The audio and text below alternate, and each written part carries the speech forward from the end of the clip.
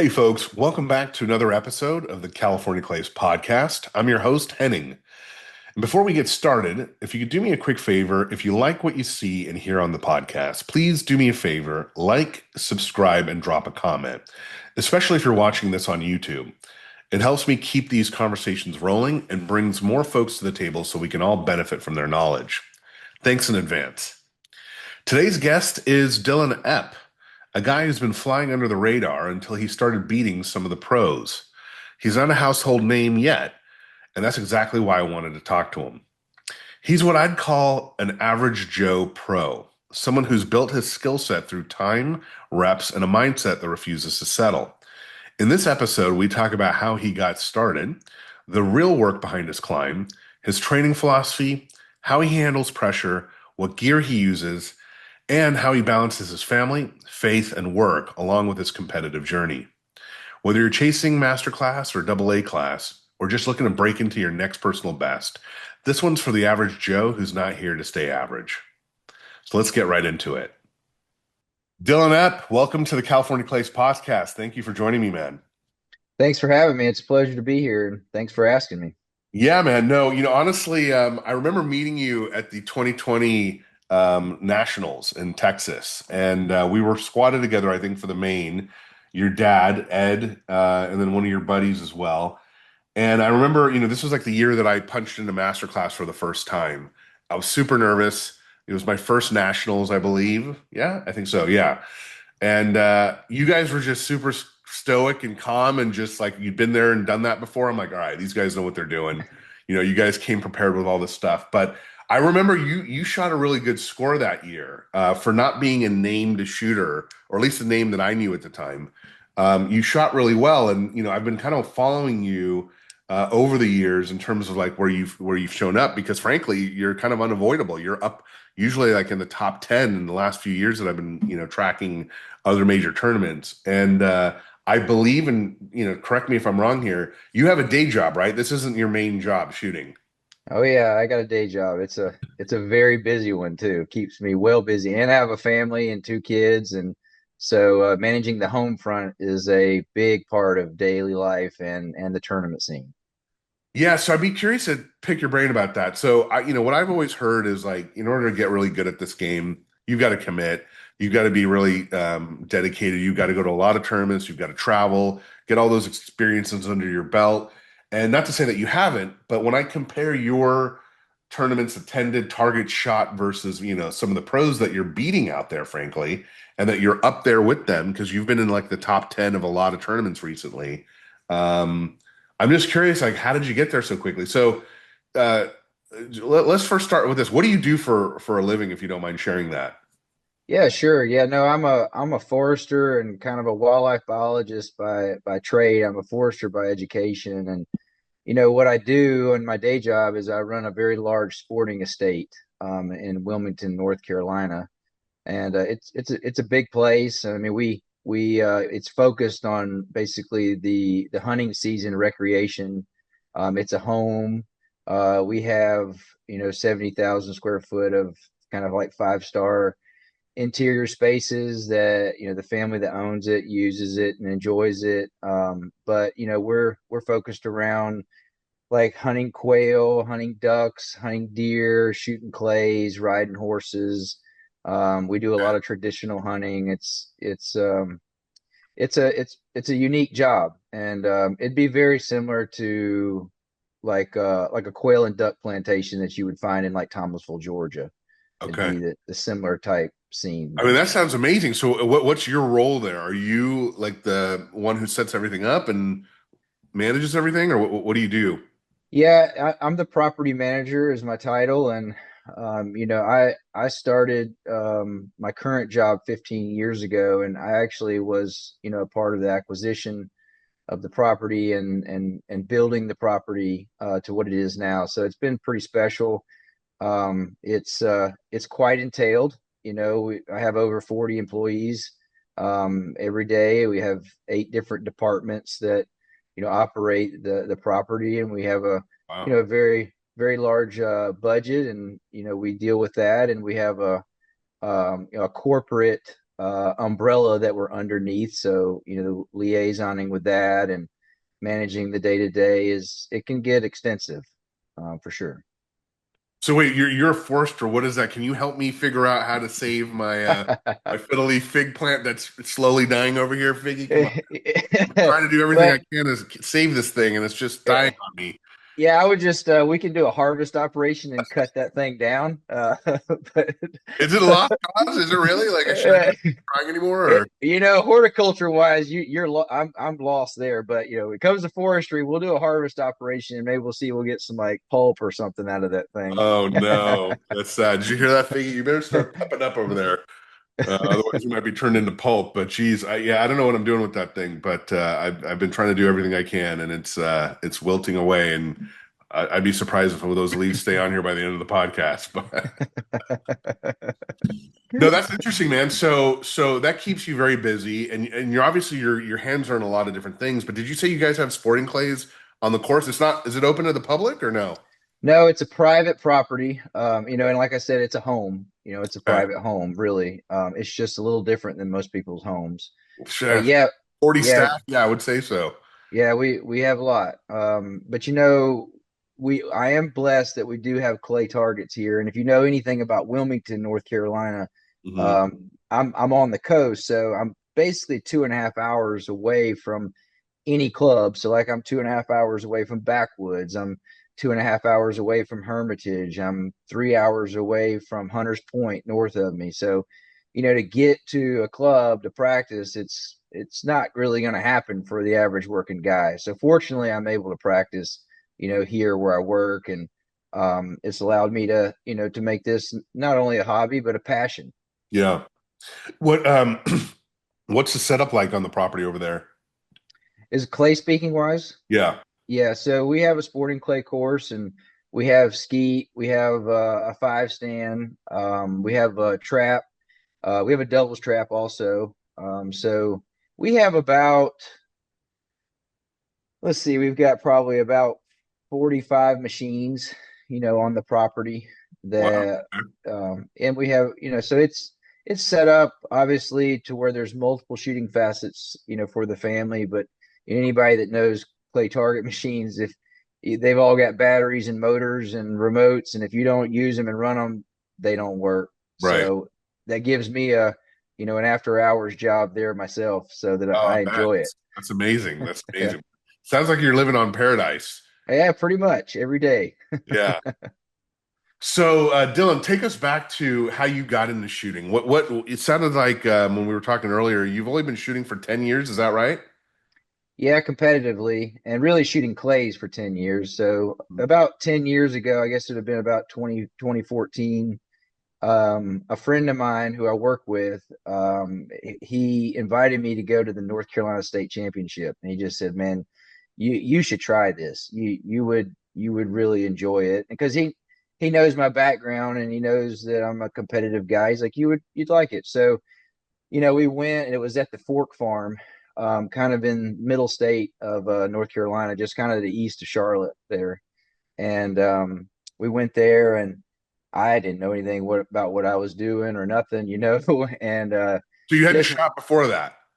no, I'd never shot hardly any clays at all. I mean, other than going to a skeet range and just playing around. What about hunting and things like that? Yeah, a long history of hunting. I mean, from age 5, and I can get into that whenever. But anyways, going to the tournament, I went there. I had no history. They at that time they had E class, so they put me in penalty class, which was D class, because I had no registered targets. And I went into the first prelim and I bombed it. I think I shot a 67, and I didn't know what to think about it. But then I won every other event in D class and come out with a couple grand in my pocket, and I was hooked immediately. That same day, right? That same weekend, Okay. that same, because I mean, I was in the preliminary, and then you shoot FTAS five stand, the main event, super sporting, and I think I won all of those in my class. And Okay. so I stroked a check and was able to come out with a little green in my pocket coming home. So I was hooked Yeah. immediately Yeah. from there. No, that's awesome. So, no history of shooting prior to this, but hunting. So, tell us a little bit about your hunting background.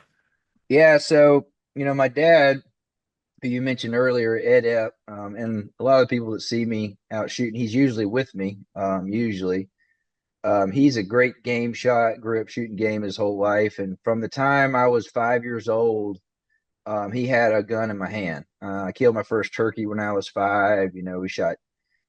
We and he would travel a lot and shoot. So, I can remember being in the back of a Suburban driving up to South Dakota and shooting pheasants. And they I laugh, because my granddaddy would go with us, and he would put me on what we called brown rooster patrol. And anyone who knows shooting wild pheasants, they know what I'm talking about. And Well, that meant tell us, tell us. I don't know. I didn't grow up hunting, so I don't know what that means.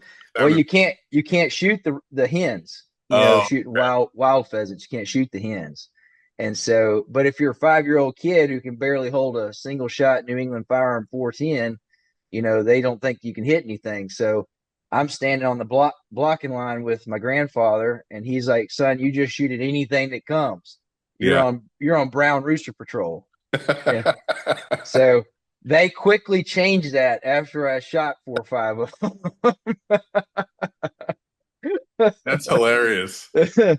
But we would travel, and do that. And from a very young age, I got a lot of memories of shooting, wild quail over dogs, and ducks and ponds, and shooting all over the world, really, from England to Canada, South America, Western United States. I mean, one of my fondest memories was shooting in Oregon there, just on the east side of Bend, Oregon, close to the Snake River. And they've got some of those unbelievable shale sided hills with flat tops, and they got some really great chucker hunting in there. And it's, Hmm. just, memories like that. But that's how I really started shooting, but I had no idea about, really the form on really how to shoot. People, game shooters, in their mindset, it's not really how you get the meat, it's just you get it. And Right. so when you go into a dove field, and if I go into a dove field and I kill my 15 bird limit with 25 shells or a box of shells, well, that's pretty good. But you go to a sporting clay tournament and you shoot 15 out of 25, and Right. that's not good. Yeah. So it there was just nothing that I had any sort of experience of clay targets, or the type of competition, or the form you have to use, and even just how to shoot. I didn't know anything about it. So when did it start getting serious for you? Was it after that one tournament? Like, did you say, okay, this is what I'm going to start doing now, or? Yeah, I mean, I was definitely hooked, on the game for sure. And and like anybody else starting out in this game, how do you practice? What is a practice? How much do you practice? How much do you need to practice? What type of practice do you do? Does it change? Do you start a season out of start? I didn't know any of that stuff. But I just wanted to do it, and I figured that just by volume, you could figure it out. So, I just started practicing. We had recently had bought some traps here on the property that I work at, and I took advantage of that. And Okay, so that was coincidental. That wasn't planned. no, that was coincidental. I mean, Oh, wow. I had started to put together the shooting ranges here, Yeah. and at the same time, I was my friend who invited me. He was the one who had the relationships with, at that time was Chuck Frazier and Promatic, and setting up some courses and stuff, and so, or some traps, just buying some simple traps at that time. And so that's where, I didn't know a lot about him, and he said, well, you might want to learn, and this would be a good opportunity for you to go see him, what there is out there. um, but yeah, I didn't know, and so I started shooting. I didn't know anything about ammunition. I really didn't know anything about guns. What is a proper gun? I mean, I grew up shooting Brownings with 14 3/4 length of pull, and a quarter cast, and you buy them, and that's a nice gun. So I didn't know anything about all that stuff, and I just started shooting, and I quickly made my way up to master class. And when I got to master class, um, I realized that there's no way I can compete doing what I'm doing, and there has to be a better way, and that's where I changed a few things. So talk about that a little bit. Like what did you feel like you hit that plateau or you reached that ceiling that you were at? Why did it feel like that for you? Yeah, because I was inconsistent. Yeah. I couldn't put together 2 days of scores together, and I was very much I was like a set of targets a type of targets oriented, so I would be able to shoot anything that was had, a lot of time to get to it. Arcing targets was fine. But if you had quick true pairs or, a type of target you have to shoot, in different forms of its flight, maybe you couldn't shoot it late. You had to shoot it early. How do you do that? And I didn't know, and it actually is an interesting because I just got frustrated with not being able to compete and being a competitive person. I had to do something, and it was kind of a roundabout way that I got hooked up with Wendell Cherry. Okay. And my dad, he they had just had a wedding anniversary, and I bought him a lesson with Wendell. And at the time, Wendell, everybody, on the podcast and everything, were his title was the coach of champions, and that's what drew me to him. Um, and I still believe that, and so there's for sure. But long of the short is that my dad went and had a lesson with him, and then he came back telling me about sustained lead and moving on motion and stopping at the shot and shooting grid practice. And I'm like, wow, where'd all this stuff come from? I never even heard of this stuff. Yeah. Um, He provided so the framework for you to start following and utilizing in terms of how you thought about the game, right? absolutely. And Wendell's very good at that. He's Yeah. extremely good at that. Heard. I don't know. I don't know Wendell. I've talked to him maybe once, but it was at World English years ago because I was trying to get him to come out to California, but I don't think he comes out this way. But nice guy, and I've seen a lot of his podcasts. You definitely see that he thinks about the game very deeply. Yep. Hmm. But anyways, I ended up going to him, and I'll never forget my first lesson with him. It was at Quail Creek, down in Okeechobee. And most people that know that club, if you go around what's now the blue course all the way to the back to where Doug Vine, the first Jack Link's tournament they had that big mega boom sitting back there. And they used to have two FITAS parcours. And he had me just shoot a very simple 30-yard belly kind of Shondell looking crosser. And I hammered that thing 7 times in a row. And he come off of his golf cart and he said, everything is wrong. Everything is wrong. You're He like, said, what are you talking about? your foot stance is wrong, your whole point's wrong, your focus point's wrong, your break point's wrong. He's like, how you move the gun's wrong, your gear's wrong. And I'm just like, whoa. You're like, dude, I just smashed it 7 times in a row. What are you talking about? But he was right. There is Really? no question about it. Okay. And over the past 7 years, he has changed me. And it was painful, and he told me it was going to be painful. He was right. He changed everything about me, my stance, how I moved the gun.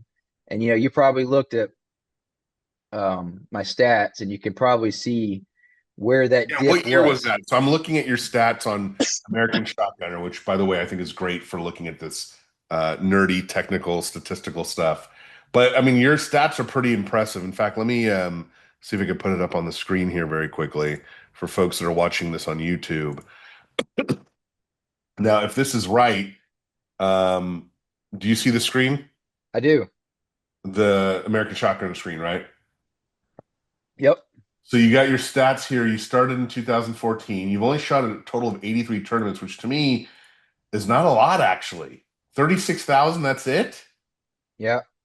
Yep. I I can't mean, shoot you more got than like about 10,000 5,000 on a me. year. I've been shooting since 2013. So that's not a lot of tournaments for you to be where you're at right now, where you're shooting. And then here's what's crazy too is like you look at your percentage, sporting average percentage, which starts for the folks that aren't listening or seeing it on visually, his chart starts at 86% for 2014. So he was already like an 80% shooter for the most part on average since then, and then has just climbed up to the 90s and stayed there pretty much since. Yeah, that's 92. Yeah, I mean, you've pretty much stayed at the 90% range since 2016, 2 years after starting. Yep. That's pretty Yep. impressive, I gotta say. And like I said, I've noticed that, you were competing against a lot of these pros, and you're kind of what I call the average Joe pro. You've got Yep. a day job, you've got kids, family. You're not going to every single tournament. I think on the tournaments that I was looking at here earlier, I mean, one year you did 10 and one year you did 11 tournaments. But for the most part, you've been under seven tournaments each year. So now are you focused more on the majors and the regionals and all that, or what's your plan when you think through your year? I am now. Like next year, I noticed that the NSCA released all the regionals, and they got them spaced out next year once a month, which Hmm. is that's all I can do with a job and the home front. But um, I try to focus on the majors, and for me right now, when I first started, no, it was time in the box, which is something that Wendell really impressed upon me. Was not Yeah. It wasn't necessarily like you've got to get to the nationals, you got to do this at that point, but you need to go get time under pressure is what it needed. But at this point, um, I'm trying. I mean, I've made the pro class, and I want to go and do it, and I really enjoy it. And it's an honor for me to be in there shooting against Brandon Powell and Anthony Matarese and Corey Cruz and all these guys. I mean, Yeah. we had a great squad at the Western Regional, shooting with Mike Wilgus and Theo Ribbs and Rodney Disbrow. I mean, these guys, that's what they do a lot, and so for me to make that, it's an honor for one, and for two, I enjoy it, and I want to give it my best for what I can do. Right. No, man, it's pretty impressive, I gotta say. And another reason why I wanted to talk to you about that, because I feel like you've done a lot in a short period of time, and you're consistent. So you've been staying up there consistently. I think last year you made Team USA second team, if I remember correctly. Hmm. You were in the pro squad. So yeah, you've been doing really well. I want to go back to something about what you said about Wendell, if you don't mind, about your coaching and your training. This question that came up when you were talking. What did he change with you? I mean, you're already hitting targets, you're smashing targets, you feel like that's natural for you. What did he have to change in you to get you more consistent? Well, the biggest thing it makes Wendell so good is that he breaks the game down very simply, and he doesn't let you know that there's anything else exists at that time. And what it does is it gives him the inherent ability to be able to get you to do what he wants you to do. And then what you realize over time by just being disciplined and doing what he says is that he actually adds on building blocks later. Hmm. And so for me to start with was I had to change completely how I started with the bird and how I realized how to see the bird. I didn't really know how to see the bird and what that meant. I mean, I remember in the lessons, he's like, "Well, you're not seeing the bird." I'm like, "What are you talking about?" Right. It's that orange thing out there flying across. I just didn't hit it. He's like, "No, no, no. It has nothing about whether you hit or miss. Is that you didn't see it." And so being able to pick an appropriate hold point to look where I need to see and pick my focal point, and then move in time with that bird and let it clear up and understand what that's like and to feel the shot slow down was something that he had to impress on me to start with. Okay. Um, and then from there, he started critiquing other things like foot position and like how wide your feet are, how narrow they are, when to widen them out, how to turn the gun, with no hands from left to right and turning from your ankles, and how to stop the gun well, when to stop the gun well, just little things like that. And then it progressed into, well, finessing pairs and how to shoot pairs properly and where to lay your eyes on the second hole point and how to start with it and tricky true pairs and then specialty targets and what do you do with those. And so it was a progression from very elemental things to very high in depth things at the very end. And so it's if he would have started with, well, here's some tricks, or here's you need to be doing all of this, it would have overwhelmed me. But he Right. started with, I want you to look and see where you see the bird first, which, whether if I can see the trap, that's where I'm looking. If I mark it on a limb, that's where I'm looking. Pick a whole point that allows you to move on motion, or when you see the bird, you start moving, and pick a whole point that not only allows you to do that, but slows it down. And then when you see it clear, you pull the trigger on trust and stop the gun. And so that was it. That was it.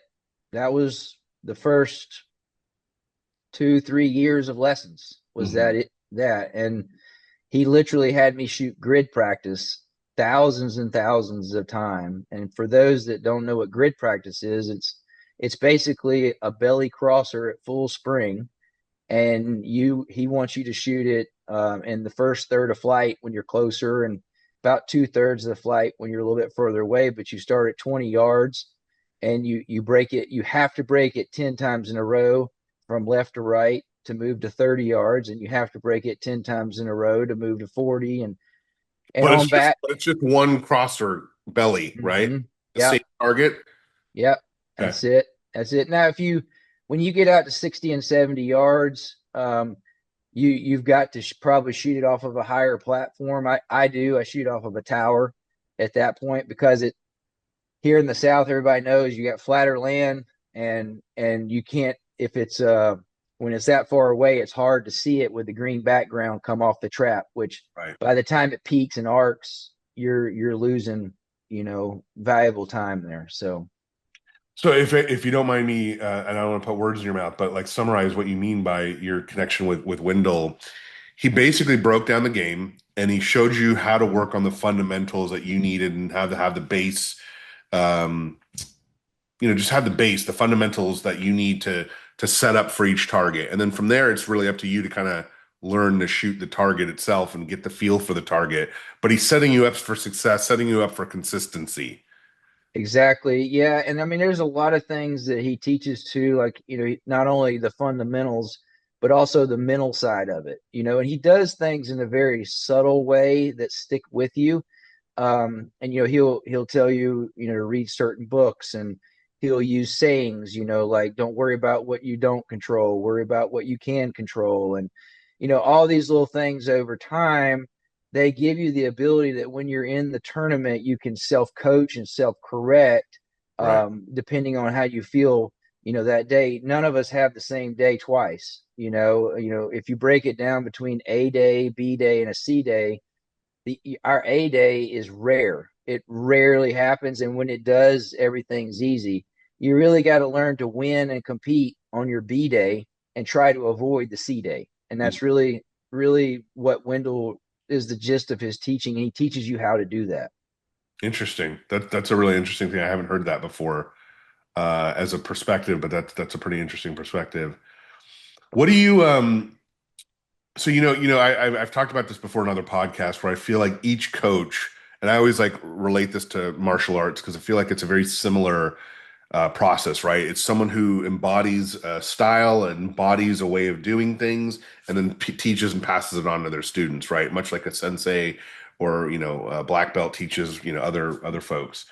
Um, from what I've gathered, listening to podcasts, not knowing Wendell or anything like that, but hearing from David and Wendell and others, Wendell has a much more cerebral approach to shooting, where I think some other coaches I've taken lessons with, also cerebral, but also more honing in on the feel part of the game and the repetition part of the game, which I think Wendell sounds like Wendell does too with the grid.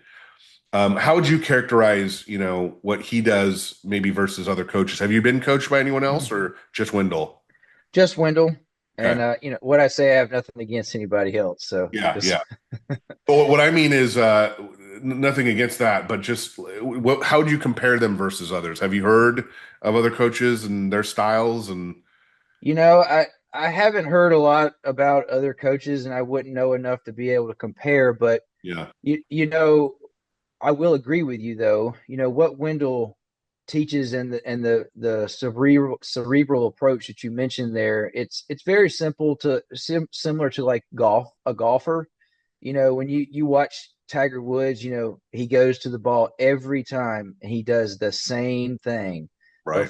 before he hits his shot. He talks to his caddy, but once he gets into his pre-shot routine, he lines his shot up. He steps up there, he does a couple waggles, he looks, he checks his sight, and then he hits the ball. And then he analyzes his shot, and then he releases that mentally, and he goes on to the next shot. Well, it's very similar with what Wendell teaches. He teaches a thought loop, Mm. basically. And so, when you're in the box, your mind is in a circle. And it literally is like, okay, this is what I'm about to do. Okay, you close your gun, do it. Now you analyze what you just did.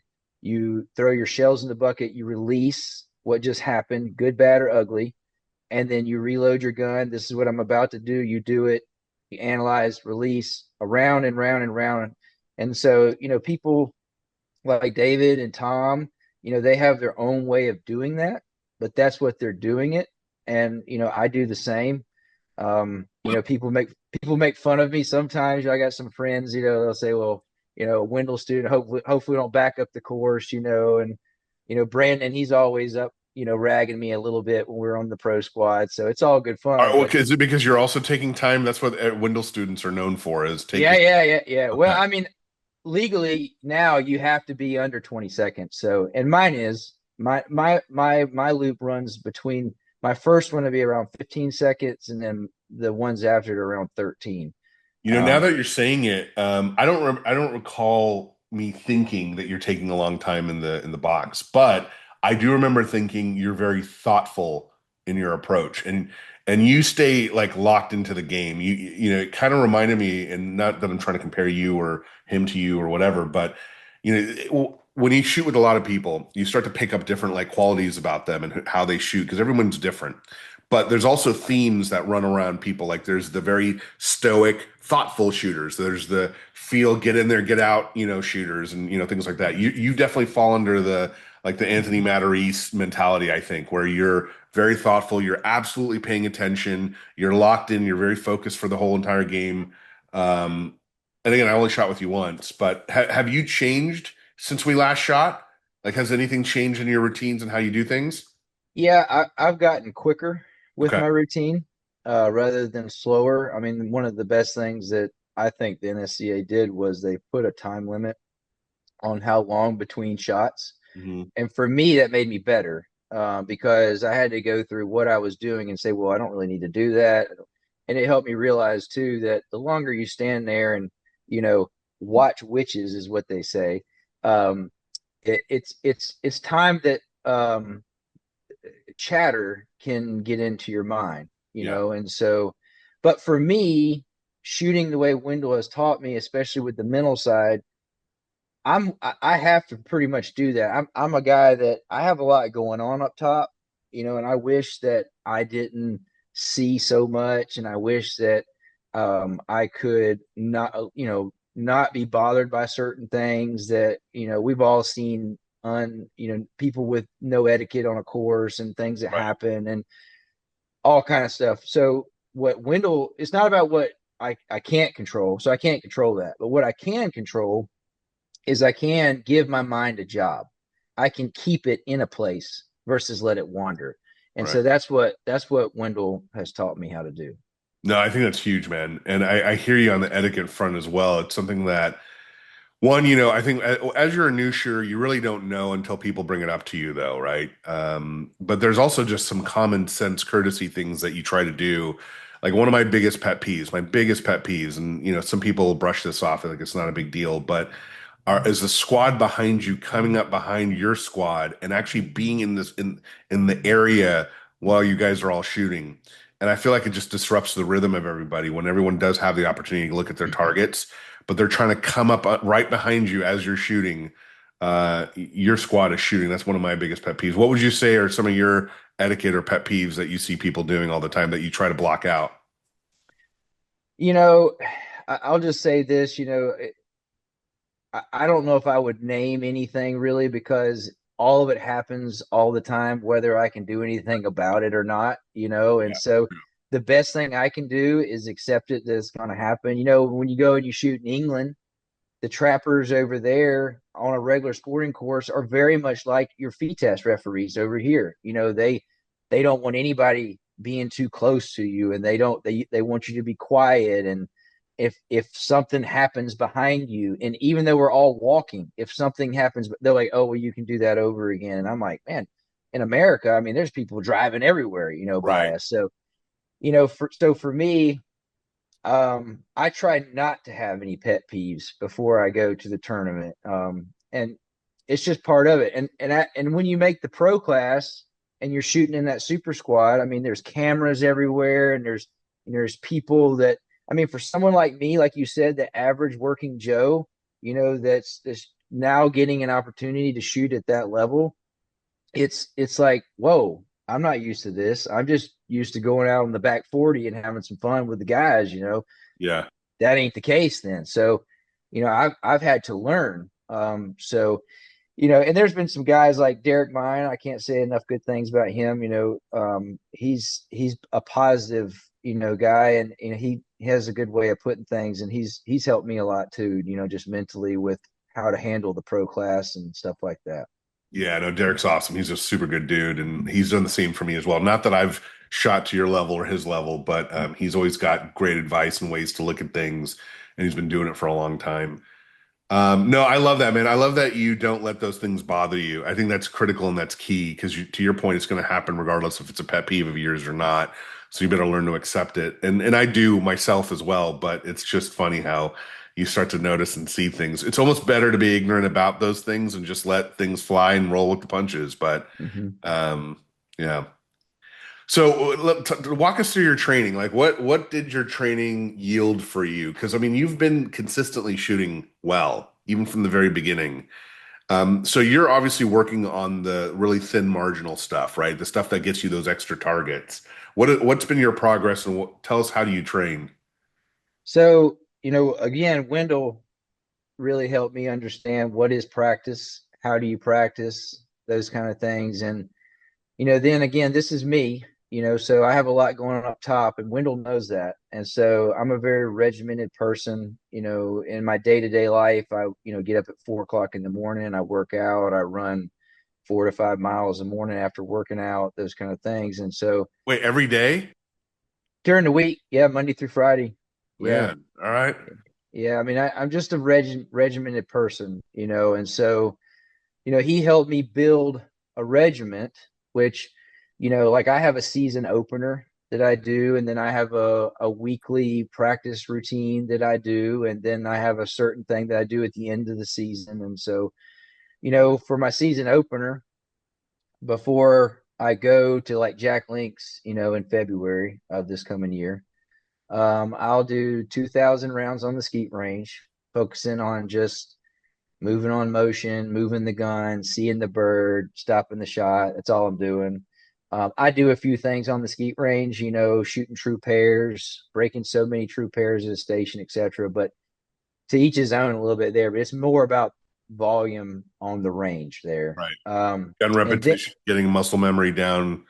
Yeah, you got to remember. So, and it makes sense when I get to the end, but well, I'll back up. So after nationals, I go put the gun up.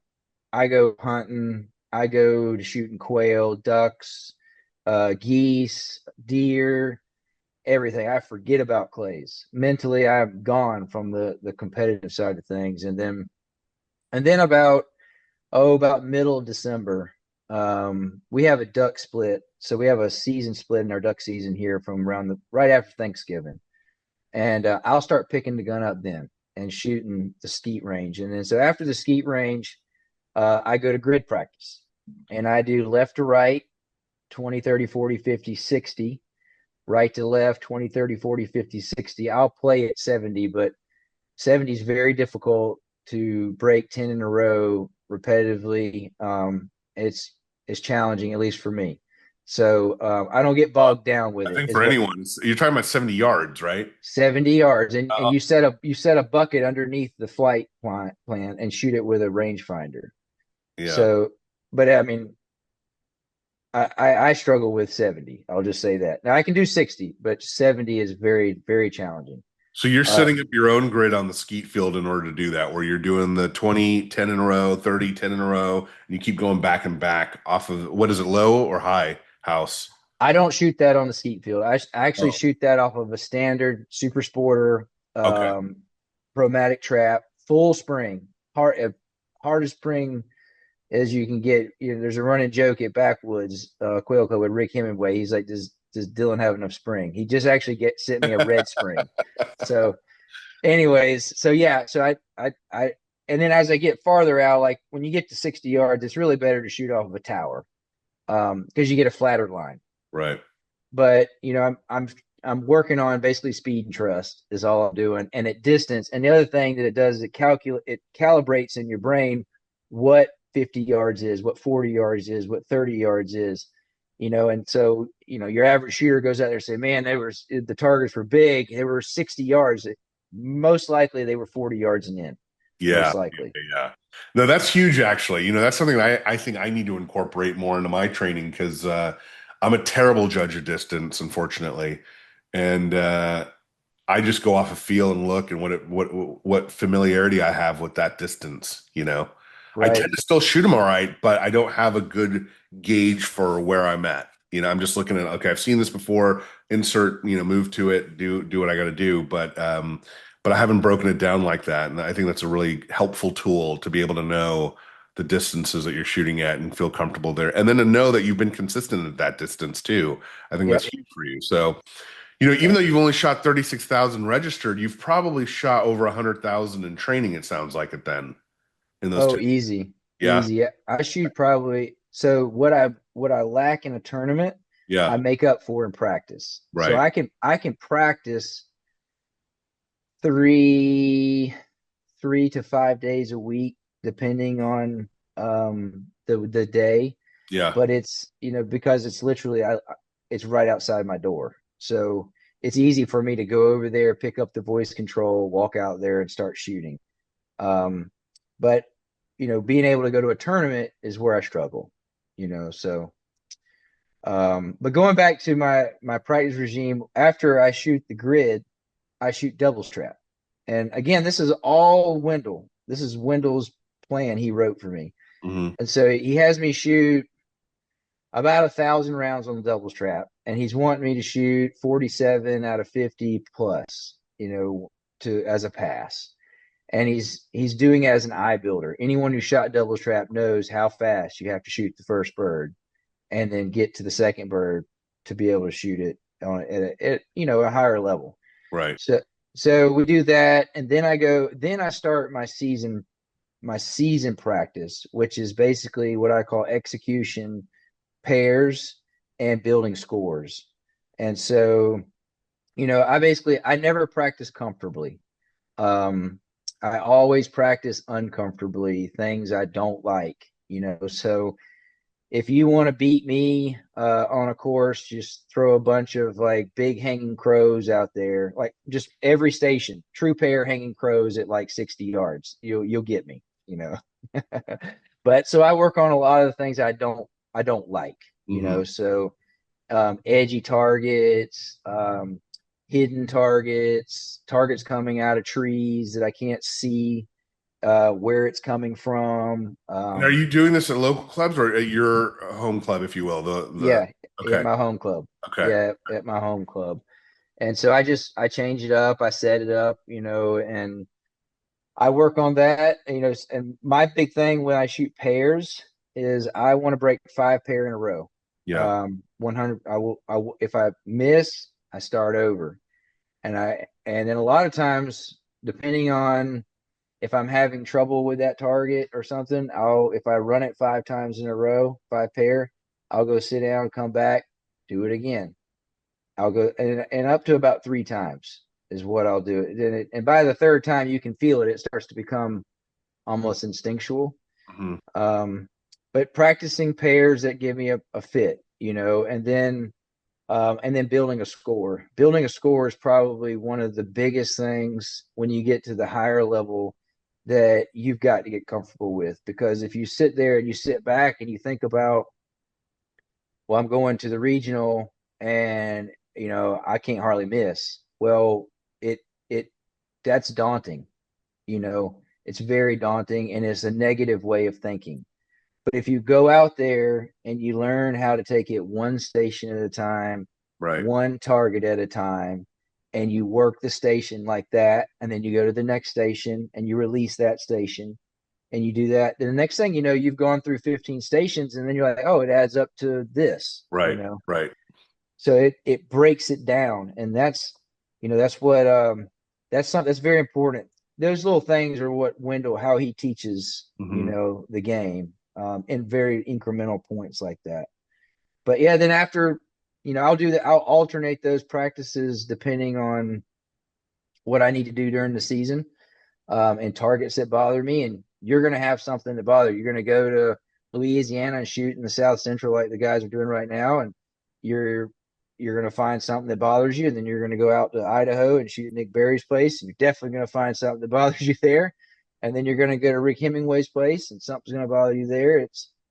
So you come home. I make notes, come home, and set some things, and get your confidence back is Yeah. the big thing. I mean, it sounds like you do a lot of preparation before the major events, which I think is huge, right? And obviously, this is kind of what's attributed to your success and how you're doing it.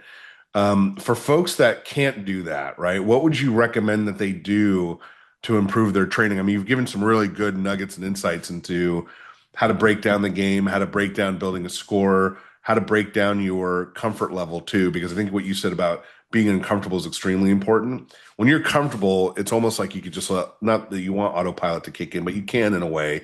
It's just going through the motions. But when you get uncomfortable, a lot of people tend to overthink that and then put too much emphasis on it instead of shooting freely. How do you go from that to shooting freely, right? Because it sounds like a lot of what you do is very thoughtful, cerebral, but a lot of what sports is, and I've talked about this with other shooters, is there's also a big component of feel. It seems like you've developed your feel over time. How do you advise folks who don't have the ability to do the repetition to develop their feel and trust? Yeah. So this might be a little bit backwards from what you're asking me, but the number one thing, and it was a mistake of mine when I started shooting, but the number one thing is to get high quality instruction to start. That is number one. And the reason why, reason why it's germane to what you're asking me is that you can get really good at practicing the wrong thing, Right. which will lead to inconsistency, which will lead to frustration, and you're never going to get anywhere. You're only going to plateau at a place you don't want to be. So if you back up and you lose your pride and you forget about your average and you forget about hit or miss and you go to a quality instructor, and there's some really good ones out there, and you pick a method, minus sustained lead, but really in all truthfulness, you've got to understand how to shoot them all at the high end of the level of the game. But you got to pick one, and you got to pick a coach, and you got to be faithful to that coach and do what he says to do blindly, and then go and break it down into those small building blocks and work on your consistency. So the high quality instruction and then patience is the best thing. It took me, and Wendell told me this, it took me 3 years to come out of what he was teaching me. And you showed that graph earlier, and it was going up, up, up, and then it went down, and then went up, and then it went Yeah. down, and then it went back up, and then it kind of plateaued again. Right. And that that down and up and down and up, I'm gonna tell you, it was painful. It was very, very, very painful, but it was necessary to back up and learn something, and work on it and perfect it and learn how to fail and learn how to lose and keep lose. We lose more than we do anything else. And so being a good loser is how you learn how to win. And you got to figure that out. And then you got to get your consistency, which comes from taking that knowledge and acquiring the skill with it. I think that's actually really great advice because I'll be honest with you, I've not followed that advice and it shows in my shooting and my scores. But I've also my approach is a little bit different, I think, because I've said before, I'm very cerebral at work. I'm a commercial banker. I work with companies and lend money to large companies.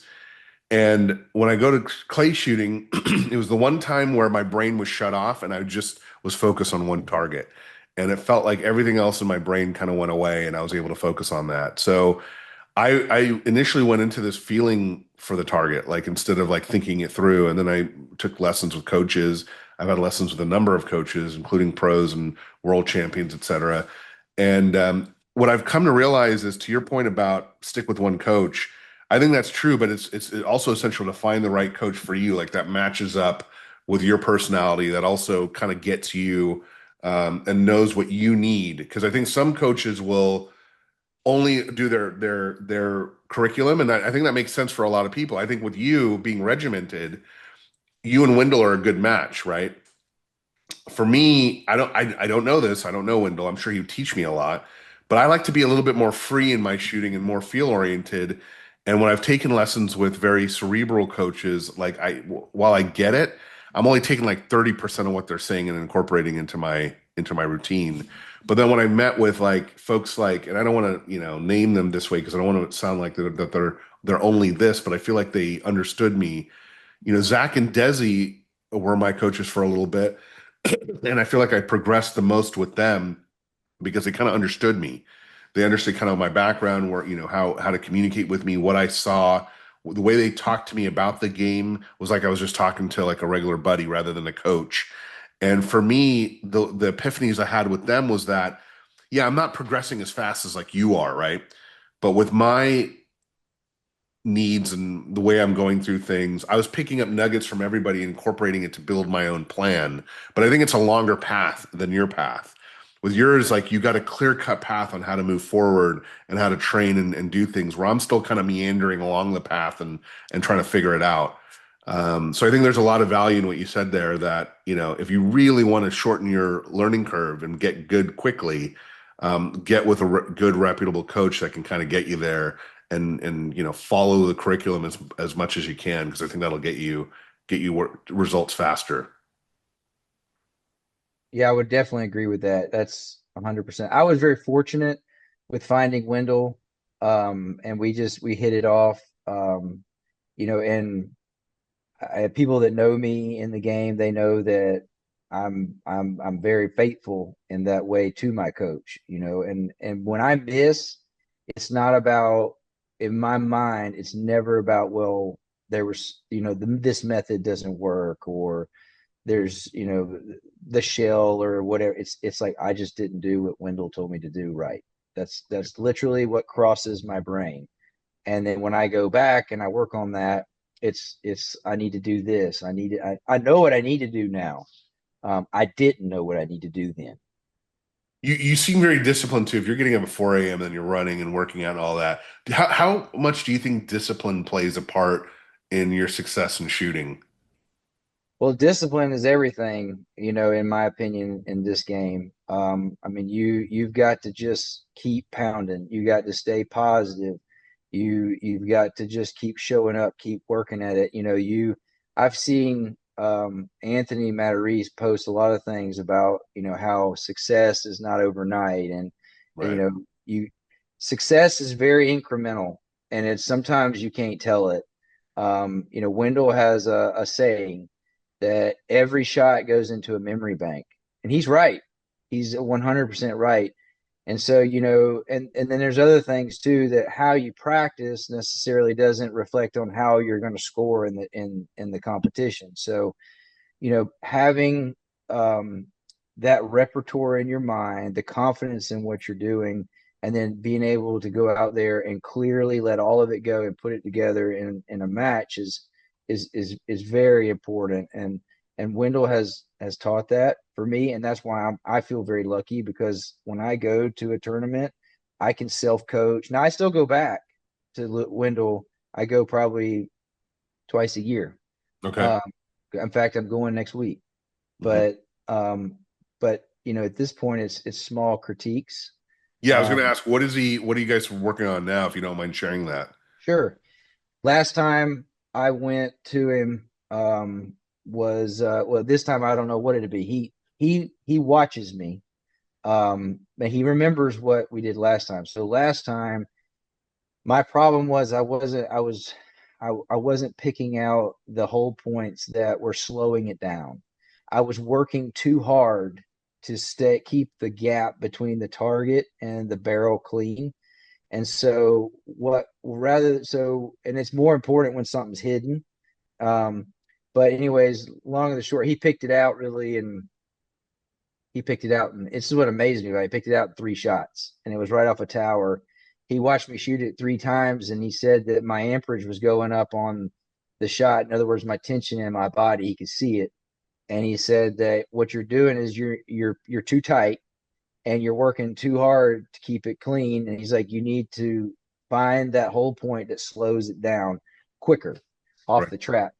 And so that was pretty much my main goal that I had leaving that. But it takes time, I mean not very long, but it'd take a couple thousand rounds for you to feel like you're confident to go into a match with that for Yeah. me. But then competing with it is a whole nother ball of wax. Right. And when you can't compete as much, it takes longer for you to do it. You'll get there. But yeah, Can I ask about that? So what it sounded like what you were referring to there is the slowing down of the target when you lock. That's your quiet-eye lock on the target. Excuse me. And given your hold point, you weren't getting the maximum amount of lock that you could potentially get on it. Is that what he was referring to? yeah. So, if this is the target and this is my whole point, I was so tight that by the time my eyes and me started moving with the target, the bird had already compressed on me. And Okay. then my brain is telling me that you're behind it. And when you do that and you're moving with it, everything seems fast. The bird is not clear. You feel out of control. You can't obtain visual control on the target. And so you're not seeing the rings, you're not seeing, and you don't always see rings, but you're not seeing the target well, like Right. you should be, or as well as you can. So if this is a really fast target and I was here, I need to move out just a little bit more. And so when I call pull and it starts, I'm able to keep that gap clean Okay. right there. So So look, you guys are, it sounds like Wendell and you are from the sustain lead school, where 100%. like an Anthony Dan Carlisle, they're from the pull away school. And then you talk to like a Digweed and a Brandon, from my understanding, they're from the swing through school of thought. And I feel like, having not been part of one school or another, I've incorporated all of them, just like all of you incorporate all the different shots. But what's interesting for me for about the sustain lead is when I learned how to do that, someone was watching me, a coach was watching me shoot this crosser that I kept swinging through each time, and I couldn't hit it at all for the life of me. And then he corrected me and had me hold out and then watch it come into in the gun and sync up with it, and I hit it every time. Um, did you have those moments where you're like, okay, sustained works for like 90% of this, but on this particular target, I'm going to need to do swing through, or I'm going to need to do pull away, or I'm going to need to even close an eye on this? Have there been moments like that for you? There's definitely targets that you cannot sustain. I mean, that is the truth. I mean, most driven birds, you can't do it. A flat trap target going away from you. I mean, Mhm. you're literally going to come Right. up to it. Did you shoot the North Central? No, I didn't. I haven't been shooting much this year. It's been a little, Yeah. So the pro squad, I'm trying to remember which one it was. It was the first day we shot, and I can't remember the course name, but it was the very first day the pro squad shot. And it was like station 3, and you come around, it was a point, and Pete Malloy had set on the top of a knoll, and he had a green bird coming out, quartering with a lot of speed, edgy, going out.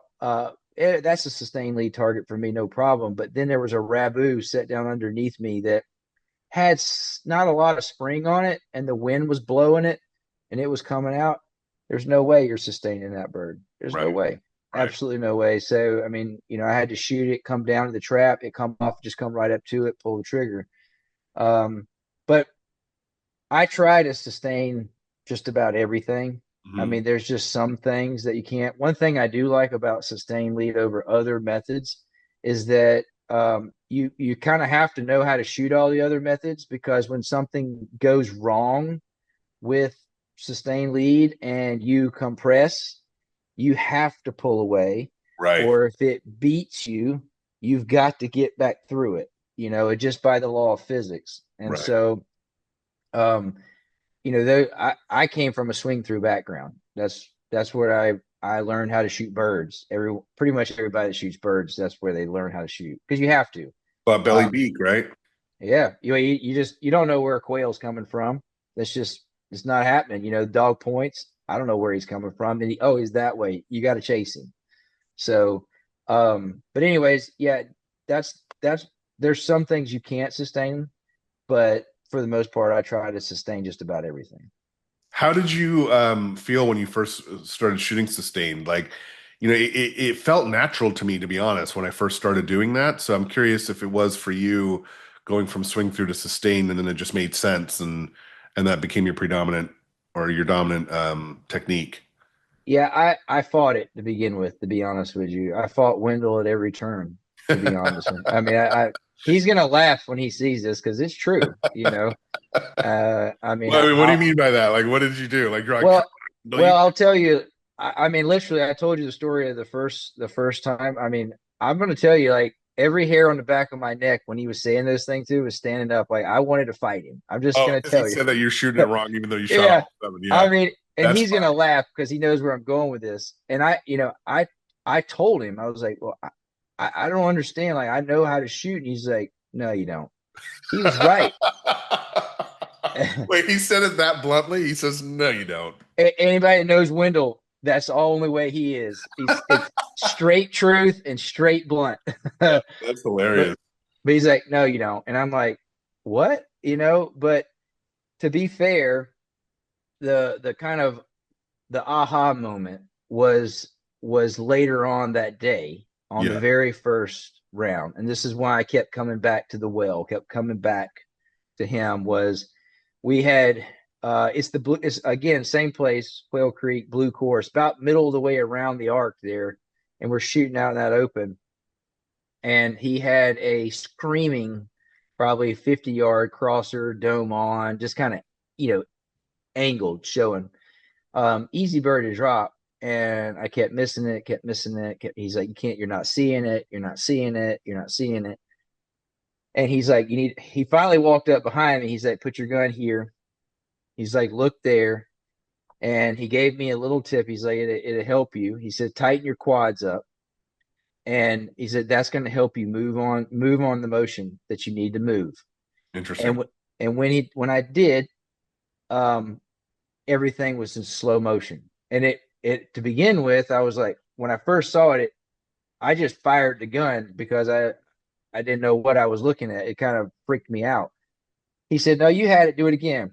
And when I realized what he saw, and I could see the in depth look at the bird that I wanted to see, and nothing, well, not really much else. Everything else is. It's like the best way I can describe it is like you take a camera and you focus it on someone's face. So rather than seeing a blur like you see behind me right now, you see my face. And Right. that's that's the best way I can describe it. You still see the blur, Yeah. and you are aware of where your gun is. And part of our pre-shot routine that everyone's asking me, like, why are you pointing with your finger? Well, I'm looking at the lead, to Right. be honest with you. I'm Right. looking at the lead. um And you're but you're setting and you're setting yourself up for what the feel's going to look like when you Yep, move through the target, right? No, I think what 100%. you're referring to is that quiet eye lock, that central vision lock that slows down the target. I always talk to folks about this too because Desi and Zach brought this up to me, and I wanted to touch on the fact that seeing the target, like you think you're looking at the target, but you don't know what that means until you start progressing and getting more advanced. And again, I'm not putting myself in the advanced category, but I understood what they were finally saying at one point. after talking to vision experts, after talking to them, after kind of going through my own experiences. And there's like your outer vision and there's your central vision, right? And your outer vision, your periphery vision, for example, that picks up speed and angle very quickly and feeds your computer with that information. And then your central vision, that lock, that extreme focus that you're talking about, which slows down things, that's what locks in. And when your central vision locks in, that's that quiet eye everyone talks about in sports vision, that you want. You want to be able to look at that and slow that target or that ball or that football, whatever you're doing in sports, slow it down enough to where you're feeding your brain information, your hand-eye coordination, everything about what your body should be doing in that situation. And I remember Desi telling me something very plainly. She goes, we were shooting this one quartering target, and she goes, "You see how you're blowing past that every single time?" She goes, "Why don't you slow down the target with your eyes?" I'm like, "What are you talking?" And she goes, "Slow it down with your eyes." And she kind of explained it. And when I did, she goes, "Yeah, do you think that that's maybe the best time to shoot the target when you've slowed down the target?" I was like, "Yeah, yes, Dizzy, I will do it that way." So it was kind of a funny, but it was the epiphany I needed, right? It's that slowing down the target with your eyes, and setting yourself up, your body, your whole points, your all that kind of stuff to make sure that you maximize that quiet eye moment, was a huge thing for my game as well. So it sounds like that's what Wendell is teaching you as well in a different way, like how to set up, how to look, how to prime your body for that maximum quiet eye lock. Yeah, absolutely. And I mean that, shoot and pull away, there's a way to do it. Shoot and swing through, there's a way to do it. Then everyone at the top is doing it. Yeah, There's no right. question about it. No question about it. I feel like that's the hardest thing though sometimes is like you need a lot of experience in order to figure out how to get your maximum quiet eye lock, right? Yeah. And you've done it through repetition, you've done it through muscle memory, you've done it through a lot of training, coaching, and dedication to the sport. Um, Obviously, that's what's making you have these positive results and get you to where you're at. Mentally, though, those are all your mechanics, right? But mentally, what have you done to kind of improve your game? Well, the biggest thing mentally that I've done is not worry about what I can't control and focus on what I can control and being positive. That's the Okay. biggest thing I can tell you. And Wendell helped me a lot with that. I mean, and just generally in life, it's helped me a lot too. I mean, I shared with you I have two children. Hmm. One of my children has disabilities, Mm. and he's my oldest son. And anybody that knows or has children, especially boys, a father looks at his son as his protege, as everything that he wants them to be. And it took me a good 5 years to get over the fact that my son had disabilities, and all those pictures in your head Hmm. were gone. And how do you be positive with something that you can't fix, as a man, and can't control? And so, the being positive and worrying about what you can control and not or worry about what you can control, not what you can't control, is probably the biggest thing. That is the fundamentals to keeping yourself in thought loops and focusing on the task at hand and keeping your mind between the sticks at a station, and letting go of a miss and focusing on the positive of a miss versus a negative. This is a learning experience, not a failing experience. And then you go to a tournament, you get your butt handed to you. Well, what do? Do you go home and sulk, or you go home and train harder?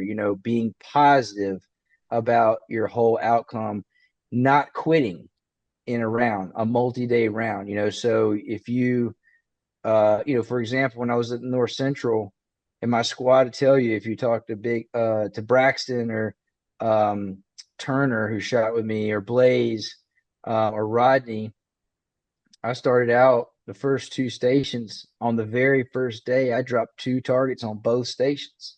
So I'm four down. I ain't even made it to the third station. And you can be like, there's a million things that runs through your head at that point in time. But if you quit, you're done. And but being positive and just keep grinding and moving on mentally, I, I ended up tying Zach for third and finished fourth. I mean, I wasn't but a few off of runner up or even the lead. So, That's you know, awesome.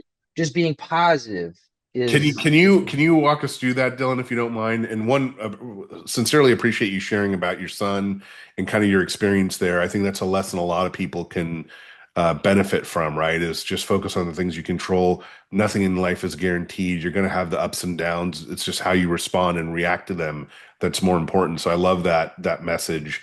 But in terms of like, can you walk us through your mindset? You're down for, what are you telling yourself? Like, what's your self-talk at that moment?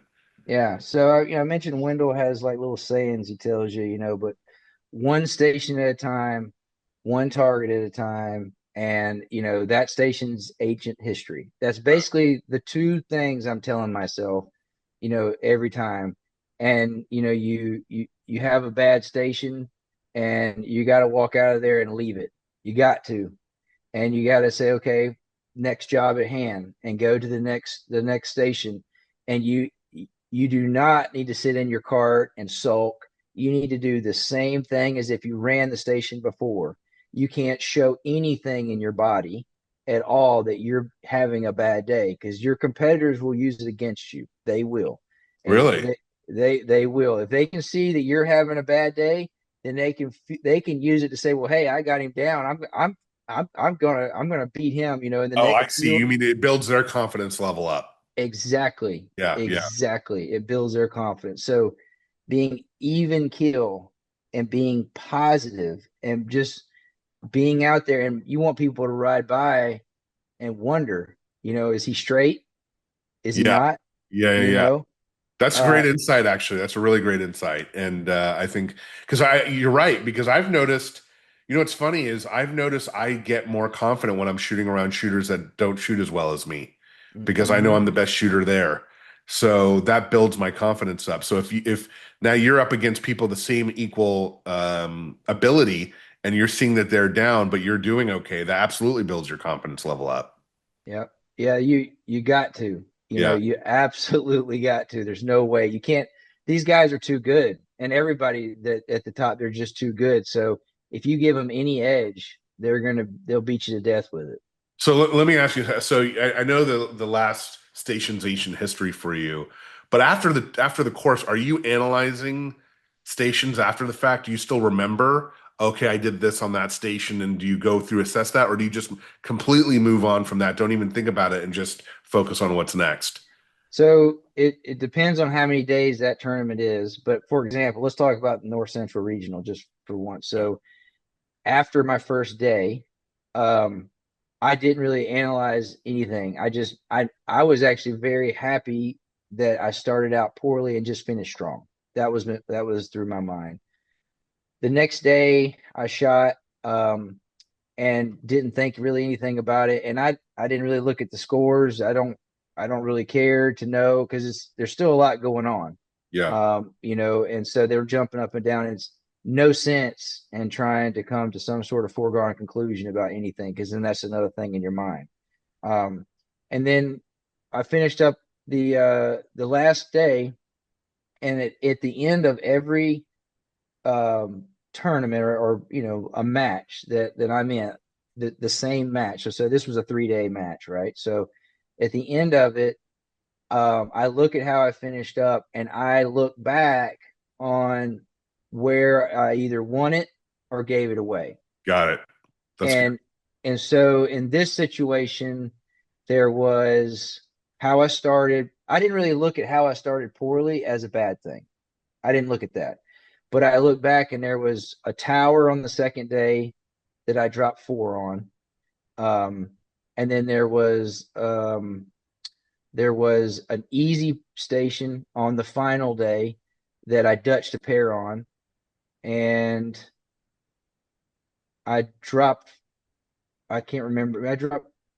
I dropped one other one that had some chatter going on in my mind, but Hmm. I don't look at it as negatively, but I look at them as like, okay, that's what cost you. That's what Right. cost you the podium. That's Right. what cost you the win, and then I incorporate that into my practices in the week, like I was talking about Okay. earlier. So you are definitely remembering what happened. You're not completely blotting it out of your mind and moving on. It's more of an emotional disconnect from what happened prior. Yeah, Yeah, the definition of insanity is doing the same thing over and over again, and repeating history is something I don't want to do. Right, right, right. No, that's interesting. No, this is really good, and I appreciate you sharing kind of like your methods, your approach, and kind of like what you've learned because I think a lot of people can benefit from this as well. And to your point about getting a coach up front so that you could, not develop bad habits, I think that's critical. I think that's a really key thing to hone in on for folks that want to take this seriously because there's a lot of folks, myself being included in this now, that just, I don't have the ability to do this for a living, and frankly, I'm not going to have the time to be able to do it for a living. But I enjoy the sport more than anything I've ever done in my life, and I know this is always going to be something that I do. So for me, it's just being able to progress and do well at I'd love to do it at a high level. A little not impossible goal for me, but I would love to go and compete and also win a world fee task at some point in my life. That would be my ultimate goal. But I appreciate you sharing that information. Can we geek out a little bit? I don't ask a lot of folks this because I don't like to get into sponsors and all that kind of stuff. And I know you're not a sponsored shooter, so I think this makes better sense for you. But can you tell us a little bit about what you learned about your gun and your gun setup and what you've shot with and what you're shooting now and all that? Right. So, I started shooting and I just picked up a 686 sporting Beretta off of the shelf, and great gun. But it's just not made for the high volume rounds. Right. That, when you put 40,000 a year through a gun, it's gonna have some issues. And so, I went from there to Blaser, shot Blaser for a little while. Blaser is a great gun. Enjoyed it. But for me, Wendell ended up, he said, I'll spec you a gun. I was like, great, this is a fast track for me. So he spec'd me a Perazzi with Hmm. 34-inch barrels. The Mine's guns fixed choked. I had it ordered at 25 thousandths. Wow. Okay. I sent it to Jim Eister after I shot it for a little while, and it mics out now around 20 thousandths. Hmm. But everyone knows the barrel work he does, so it's 20 thousandths is a little bit misleading when you look at the patterns on it. Um, and Meaning it's then tighter. it's it's more uniform. Gotcha. It's not necessarily like you're trying to shoot this, baseball. Right.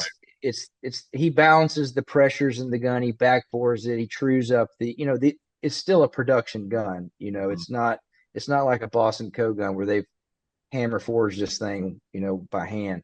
But it's still a production gun, and so he trues up, the bore diameters, the back bore, the force and cone angles, the length of the force and cones, all of those things he trues up, and he shoots it at a patterning board, and he analyzes the consistency with the pattern, and the performance of the pattern. He sends you a readout of everything, and you send him the shells. It's very shell specific, but he sends you the shells that you shoot, and he'll make recommendations to you on what to shoot, and why to shoot it too, which helped me too.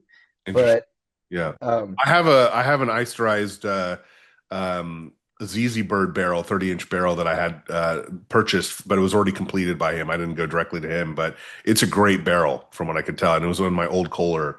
But you noticed a difference and you learned a lot from that experience? yeah, I mean, it's not like it's gonna change your life, but Right. what it does do is I mean, it enhanced my brakes for sure, 100%. I mean, you're ink balling more than not, and when you shoot it at a patterning board, it's a perfect circle. It's Wow. it's there, Okay. and so especially when you match it with the ammunition that he tells you to do. So what Perazzi and what ammunition are you currently using? So I currently shoot the Remington 1235 1 1/8 ounce, Okay. 7.5. Love that shell. Yeah. Yeah, it's a great shell. Hmm. Excuse me. And then my stock, I have a custom stock by Mike Loophole SNS. Okay. He's done quite a few of them for me, and my gun has a lot of drop in it too. So because everyone looks at me, I'm real light in the gun. They always say, "Man, you're barely touching or not touching." Sometimes not touching it. I'm not trying to not touch. I'll just tell you that. Mhm. So I'm trying to touch the gun. Um, but yeah, that's my gun. It's as simple as it is. I mean, where Pila I wear, I usually wear the 67 CMX. Okay, so Just you go have prescription, no, no prescription, no good prescription. vision. Have you had Yep, your vision checked and all that? yep. Okay. It's 2010 vision. I mean, Really? yeah, it's good. Yeah, I that's can exceptionally good. Yeah, it's very good. I'm strong right eye dominant. Okay. And my right eye is quite a bit stronger than my left eye. Hmm. Um, Which which helps in this case, right? Because you're right-handed and right yeah, eye dominant. So yeah. And then I wear Castellani vests. yeah. Nothing special. Um, yeah, that's pretty much it.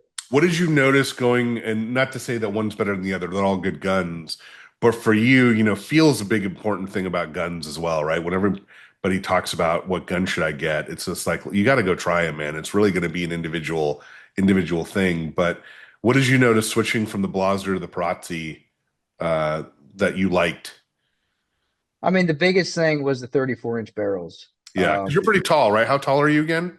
I'm 6'3". 6'3". Yeah, Okay. yeah. 34 seems about right for someone of your height, right? Yeah, and it's it really you got to move the gun a certain way to shoot 34s. You can't have any hands in your game. You got to be really driven from your legs. Otherwise, you're going to be chasing everything because Right. it's like moving a 2x4 versus a pencil. Yeah. Yeah. And I mean I just enjoy it. I mean, there's nothing wrong with the Blaser. Great gun. I still have my Blaser, Yeah. and I shoot game with it. It's great. I love how the barrels interchange. Um, Nothing wrong with that gun for sure. I just had the opportunity for Wendell to spec me a gun, and I'm not going to say no to my coach on that one. So Yeah. um, No, I've Perazzi's got a great gun. Blazer's a great gun. They're all honestly, they're all great guns. It's just really feel, fit. Fit is being the biggest thing, right? I mean, you noticed mhm. getting your fitting with Loophole. Um, did that make a huge difference for you? Because it made a huge difference for me when I went to a Greenwood stock. I could tell you right now that was a big game changer for me. 100%. Fit is everything when it comes to it. And, you know, as a taller guy with a longer neck and a longer jaw structure, and then, you have your pockets, my pockets set down a little bit lower than normal. I just don't fit the production gun type. I just Hmm. don't. And then when you match that with Wendell's style, with being loose in the gun, I have to have a lot of drop in my gun. Already from just jaw structure wise and length of where the gun is. But then all of it, then when I'm just not in the gun, buried in it, it gets longer. Right. So, and then, it's just like, with Jim Greenwood or Mike Loophole, these guys, they're just really good at fitting you. I Right. mean, a lot of people can build a stock, they can do the woodwork, but fitting you to the gun is an art. That is an art. Absolutely. Yeah. It really is. I mean, there's only so many variables, but those variables have to be dialed into the individual person because we're all so unique and different, right? And at the end of the day, it has to incorporate your style of shooting too. Like you said, you're a light touch mounter. I am too. I don't dive into the gun so much, and Greeno had to factor that in, as I'm sure Lupo did with you as well when you were shooting. So, do you I know this is all specific to individuals, but do you think you shoot? What do you shoot? 60/40, 70/30, flat? What's your kind of setup? I like mine to be 50-50. Okay. I want to put it where I'm looking. Okay. And if I miss, I want it to be because I didn't look in the right place. So Right, right, right. And because you're light touch, when you're getting on the line, are you on the line or are you below the line? I always start below the line and come up to the line. Okay, But when I get there, I'm at it. You okay, know, okay.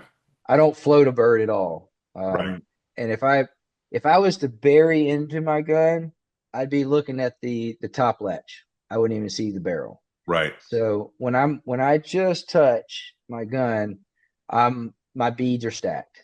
Okay, okay. Fair enough. Yeah, I think that's a similar situation for me as well. Yeah. Um, what do you think? Well, I think I know the answer to this about what separates you from an average shooter. I mean, one, you do have access, which I think is a huge thing, right? Nearby you, the ability to shoot a lot.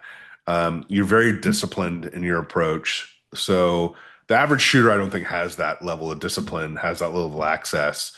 Um, but what would you say is really important to have for if you're going to give advice to the working shooters out there, meaning not to say that the other shooters aren't, the pros aren't working shooters, but folks that don't have a job related to shooting, what kind of advice would you give them that are looking to break into that top tier? What do they need to have? Yeah, and the best thing I can tell you is that you can get there. So believe that you can do that. But if you can't go as much as someone like, Zach and Desi can go to tournaments, or Brandon Powell can go to tournaments where they're every weekend, then just take a step back and focus on what you can control, which you can control your calendar and plan your calendar around tournaments that are going to benefit you, number one. So if you're a newer guy, I wouldn't go to the regional tournaments and the national and the world championship and just get beat to crap. I would go to my local club, places easy to get to, places you can shoot a score and compete with local people, and you can get some confidence. Get your instruction and then work on your instruction at the pace you can, depending on your budget, depending on your time, and just have faith that with patience and persistence you'll get there. You Mhm. can't get there overnight. Then Right. that's the biggest thing I would just say, is that you can't just go, as we say in the South, whole hog. You can't go all in. Then go with what you can. Right. Uh, and that's the best thing I would say. No, I think that's great advice. What about budget, if you don't mind me asking? How do you plan and budget your year of shooting? Because you've been incorporating a lot of the championship tour into your tournament schedule, right? Yep. Yeah, absolutely. So, first of all, I take my family and my faith and my job, and I pay attention to them on my calendar. So for me, that means that once we get by, the 1st of November, from a job standpoint, um, I'm not going to be free until about, 1st of February, middle of February, and even then it gets iffy because certain seasons are still in, because of my line of work. And then, I think about my faith and my family and managing my home front, my responsibilities there. And so for me, being gone about once a month is about all I can do. And so I think on my calendar for next year, I've got about 7 or 8 tournaments on my calendar. And if I have to cancel one, I'll cancel one. There's nothing I can do about that. It's a game at the end of the day. We're shooting clay disc, so it's not something that's more important than your wife, your children, your faith, your job, and those kind of things. So that's my approach, to my budget. I mean, obviously there's a monetary value to these things, and everybody has their own ability with that, but that's about as much as I can do a year. No, that makes sense. That's good advice too. Where would you say you prioritize your budget? Would it be ammo, lessons, events, travel? Like, what's your prior? I mean, I guess in different stages in your career, if you will, you've prioritized different things. But where are you at now? Yeah, so right now I budget in about 2 lessons a year, Mhm. which is basically, my lessons now are about 6 hours approximately long. Each? Yeah, each. Okay. Yeah, so I'll basically drive over to Peachtree City, spend the night, go see Wendell, drive back. We start at 8. We'll be done by, you know 1 or 2 o'clock in the afternoon.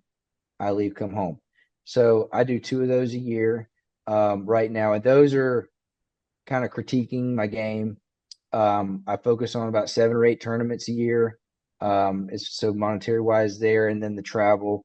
Obviously, some of these I have to fly to. I'd rather not fly to them if I can, but if I have to, I will. And then I budget in amount of time, because if I'm going to a tournament, like, so for example, if I go to nationals, I got to get there so early to have a gap day before I start shooting, because for me, I can't just go all that way and then go shooting the next day or even that day. Can't do it. I'm not going to shoot at a high level. Yeah, Um, I've learned that the hard way too myself. This right. was recently with the California State shoot, but yeah. And the one thing that I don't short myself on is my ammunition. I try to make sure that I'm shooting the same ammo in a tournament, or at least the same speeds and shot that that I'm doing in practice, Hmm. as much as I can, because it makes a difference. The shells feel different, they hit different, Right. they smell different. I mean, there's depending on the type of guy you are, you realize all that stuff. Oh yeah. Oh yeah. And Absolutely. I'm that guy, I can tell you. Yeah. Um, yeah, but I don't short myself on my ammo, and I don't and then I have time so time is part of my budget too, obviously, but for my practice. And fortunately for me, there's a gap of time at the end of the day, because I start so early, that I'm able to apportion to my practice, which my practices are usually around an hour to 2 hours maximum. Mhm. And in that amount of time, I'll shoot anywhere from 8 to 12 boxes of shells. So Okay. that's about as much as I can do. If I can do that 3 days a week, great. If I did it 5 days a week, I had an exceptional week. Could you give us a range? And if you don't feel comfortable doing this, you could pass on it. But what does someone like you have to, when I say like you, if someone else wanted to do the regiment and the schedule and the things that you're doing, what range do they have to budget for something like this with the training, with the shells, with the travel, with the tournaments? I've gotten Yes. different numbers from different people, but it sounds like you might have a more pinpoint number since you've been doing this for a while. Yeah, I mean, right off the front, for you to buy a pallet of Hopefully your wife shells, won't listen to this, but right off the front, for you to buy a pallet of shells, you're going to be looking at $10,000 right, at the cheapest you can get it right there. right. And I shoot about a pallet a year, maybe a little bit more.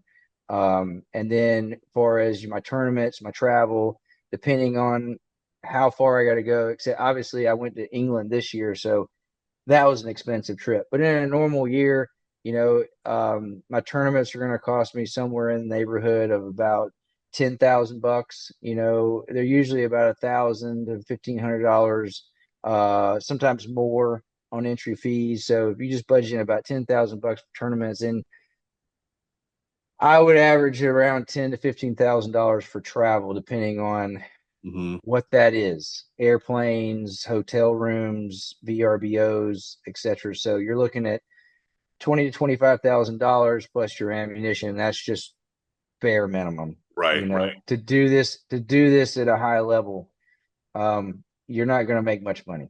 Yeah. Yeah. Yeah, no, that sounds about right. Close to 30, 40,000, some cases Mm-hmm. 60, depending on how spiffy you're getting it and doing it, is what I've heard as well. So it can range depending on what you're doing, but it's just interesting to hear it. Now, you're in North Carolina, right? I am You're in in the North Carolina southeast State. part. So you have access to how many clubs around you? I know you said 2.5 hours, but if you were to go to a major tournament, are there, you're close to Florida, you're close to Georgia, you're close to a number of different states that you can drive into, what, in 4, 5, 6 hours or? Absolutely. I mean, well, I'm in the southeast, so I Yeah. mean that's in my opinion the shooting basket of the country. I'm not real close to a club for a daily shoot, but the Southeast Regional is at Backwoods Quail Club, which is one of my absolute favorite clubs to go to. um, uh, Hermitage Shooting Grounds, which has been around for a long time, but now Eric Dorsey's took over it. Is one that I really love to go to. He's done a fantastic job there, and he's just really rebuilt the whole place too.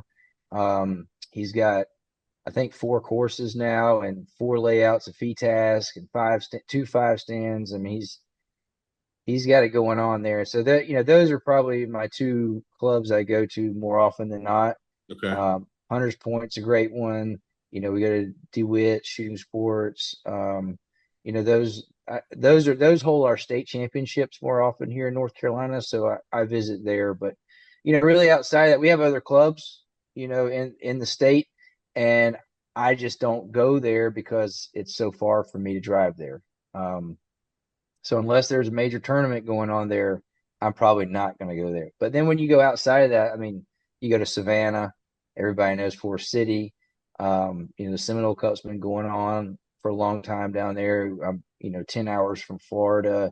Big Red Oak Plantation over south of Atlanta. We're winding them. They've got, they've had the U.S. Open there. They've had the Southeast Regional there. They got the Georgia State Championship coming on this year. Um, I mean, How far is that from you? it's about 7 hours for me to get Okay. there. So I'm a little ways, but they it in terms of driving, which is the cheapest way to go. Yeah, I mean, I Uh, feel like in this sport you have to be a road warrior to some degree, right? yeah, that's the Yeah. cheapest way. I mean, that's the only way you keep from getting in that $60,000 range you were Right. talking about. Yeah. Yeah. Right. I wanted to touch on a little bit about your motivation and your mindset for things because you've been doing it for 10 years. I want to say maybe I'm wrong, but have you been burnt out in this sport at all or felt any burnout? Not really. I would be remiss that if I didn't have disappointment at a tournament that I didn't go back to the hotel that night or the airplane or my truck ride home and be frustrated. Right. I think everyone feels that. But, Mike Tyson had a good saying. He says, everyone has a plan until they get punched in the mouth. Right. And that's Yeah. very true. And so, for me, it's the loss that drives the drive. Right. And so when, I go and I shoot what I think's great and Brandon goes in there and shoots 100 straight and crushes me. I'm like, well, I got to get better. You know, I just got to get better. And so that's the way I look at it. I think about what I can do, not what I couldn't do. Right. Um, and that's my mindset.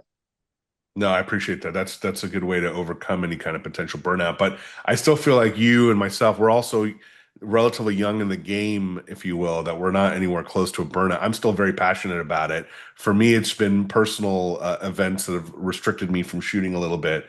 But 2026 looks like a good year for me to get back into it again. I'm going to nationals this year, so hopefully I'll see you there. And I'm also going to Jack Links, which will be my first time shooting in Florida, which I'm looking forward to as well. I've heard many, many good things about that tournament, so I'm very much looking for that. What's your long-term goal, Dylan? Are you looking to get win nationals or get on team? I know you've been on Team USA already, but like what are your goals and what are your long-term goals in this sport? Yeah, the major tournaments are probably, my main focus. I mean, being on the team is definitely an honor. And to be in that, group of people is great. But for me, I would love to win a major tournament. Doesn't matter which one it is. It's just, it's not really about the end goal for me. That's a great goal, but it's more for me. It's about the journey there and focusing on that for me. And I want to stand on the podium somewhere notable at some point, which is why I focus my calendar on the major tournaments, the regionals, nationals, world, etc. Well, I think you're going to be there any day now. I mean, honestly, just listening to you and kind of how you approach the game, your discipline, your insights into kind of how you've progressed, and you've really progressed at a high level. I mean, even looking at your averages here, I mean, that's pretty impressive to be above 86 starting out, and then just to maintain that 90% since 2016 is pretty phenomenal. And I feel like it's just a matter of time now, getting onto that podium. I feel like the podium is just one of those things, like a lot of the people that have been on that podium have been doing it for 30, 40 years. You've only got 10 years into the game, but you're almost there already. So I find that pretty impressive. If you were to leave anyone with some advice, you've given some really good nuggets here. But for folks that are stuck at a plateau, and I don't feel like you've really been stuck at a plateau, but I feel like you could give some good advice around this. What would you tell them if they're like stuck in B or A class? What's your advice for them?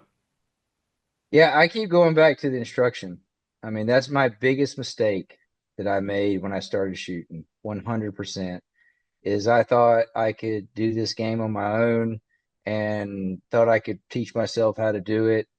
But the bottom line is that this game and any other sport, any sport, you're not going to compete at that highest level without some sort of instruction, some sort of help, somebody with a set of eyes that is able to look at what you're doing and tell you what you're doing wrong and help you know what to do right.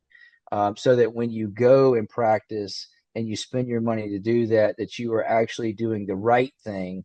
And then through consistency and perseverance, that you're able to acquire the skill that's going to get you through the plateau. And then the second thing that I would say is just be patient. Don't think too much about it and have fun. Right on, man. No, that's really great advice. Dylan, I really appreciate you, man. We haven't had a lot of chances to talk. We just shot that one tournament back in 2020 or whenever that was. But like I said, I was always impressed by your approach and kind of how you did things and how you shot. I've been following you for a little bit, seeing your name up there in the top of the pros. And so appreciate your time and sharing your knowledge and your wisdom with us. It's been a good interview. I appreciate it. Thanks. I appreciate you asking me to be on. It's a great pleasure, and hopefully it's helpful to someone out there. I think it absolutely will be, man. And would love to have you on again as you progress. And maybe when you're on the podium, we could chat again. Sounds good. All right, Dylan. Thank you. Yes, sir.